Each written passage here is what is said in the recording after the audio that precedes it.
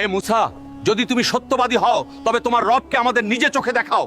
যতক্ষণ না আমরা আল্লাহকে পরিষ্কারভাবে দেখব, আমরা ঈমান আনবো না। এই শব্দগুলো ছিল বনি ইসরায়েলের সেই ৭০ জন সর্দারের, যাদেরকে মুসা নবী তুর পাহাড়ে আল্লাহর কাছে ক্ষমা চাওয়ার জন্য নিয়ে গিয়েছিলেন। এর আগে বনি ইসরায়েল সোনার একটি গরু তৈরি করে তার ইবাদত শুরু করেছিল। এই কারণে আল্লাহ তাদের ওপর অনেক অসন্তুষ্ট হন এবং তাদের তওবা করার নির্দেশ দেন। এরপর মুসা নবী তার কওমের ৭০ জন সর্দারকে বললেন, চলো তুর পাহাড়ে গিয়ে আল্লাহর কাছে ক্ষমা চাই। যখন তারা সবাই সেখানে পৌঁছালেন, তখন হঠাৎ তাদের মুখ থেকে অত্যন্ত ধৃষ্টতাপূর্ণ কথা বেরিয়ে এলো। তারা উচ্চস্বরে বলল, হে মুসা, যদি তুমি সত্যবাদী হও তবে তোমার রবকে আমাদের নিজের চোখে দেখাও। যতক্ষণ না আমরা আল্লাহকে পরিষ্কারভাবে দেখব, আমরা ঈমান আনবো না। তখন হঠাৎ আকাশে কালো মেঘ ছেয়ে গেল, তীব্র বজ্রপাত হতে শুরু হলো। এরপর জমিন সজোরে কেঁপে উঠল এবং এক ভয়াবহ বিস্ফোরণ ঘটল। এই ঘটনাকেই কোরআনে রাজফা বলা হয়েছে। এক মুহূর্তের মধ্যে ৭০ জন সর্দারের প্রত্যেকেই মাটিতে লুটিয়ে পড়ল এবং কেউ চিৎকার করার সুযোগও পেল না। সবাই সেখানে ঝলসে গিয়ে প্রাণহীন হয়ে পড়ল। এই দৃশ্য দেখে হযরত মুসা নবী কাঁদতে কাঁদতে সিজদায় লুটিয়ে পড়লেন